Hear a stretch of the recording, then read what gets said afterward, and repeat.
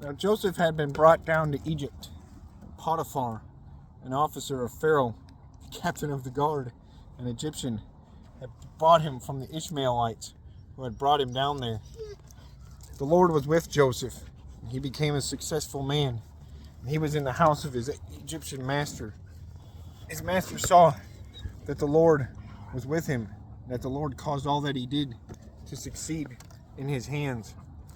So Joseph found favor in his sight and attended him, and he made him overseer of his house and put him in charge of all that he had. From the time that he made him overseer in his house and over all that he had, the Lord blessed the Egyptian's house for Joseph's sake.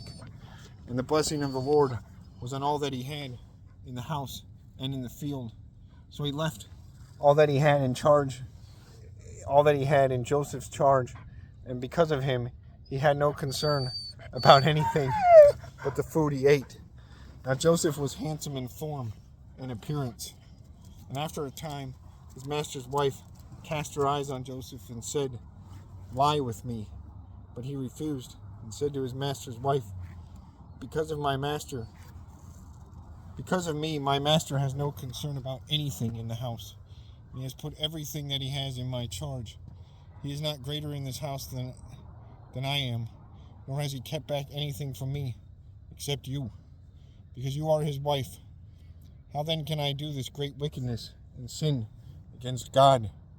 And as she spoke to Joseph day after day, he would not listen to her, to lie beside her, or to be with her. But one day, when he went into the house to do his work, and none of the men of the house was there in the house, she caught him by his garment, saying, "Lie with me," but left his garment in her hand and fled and got out of the house. And as soon as she saw that he had left his garment in her hand and had fled out of the house, she called to the men of her household and said to them, "See, he has brought among us a Hebrew to laugh at us. He came in to me to lie with me, and I cried out with a loud voice. And as soon as he heard that I lifted up my voice and cried out, he left his garment beside me and fled and got out of the house." Then she laid up his garment by her until his master came home, and she told him the same story, saying, "The Hebrew servant whom you have brought among us came in to me to laugh at me. But as soon as I lifted up my voice and cried, he left his garment beside me and fled out of the house." As soon as his master heard the words that his wife spoke to him, "This is the way your servant treated me," his anger was kindled.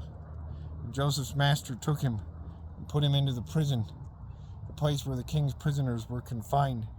And he was there in prison, but the Lord was with Joseph, and showed him steadfast love, and gave him favor in the sight of the keeper of the prison. And the keeper of the prison put Joseph in charge of all the prisoners who were in the prison. Whatever was done there, he was the one who did it. The keeper of the prison paid no attention to anything that was in Joseph's charge, because the Lord was with him. And whatever he did, the Lord made it succeed.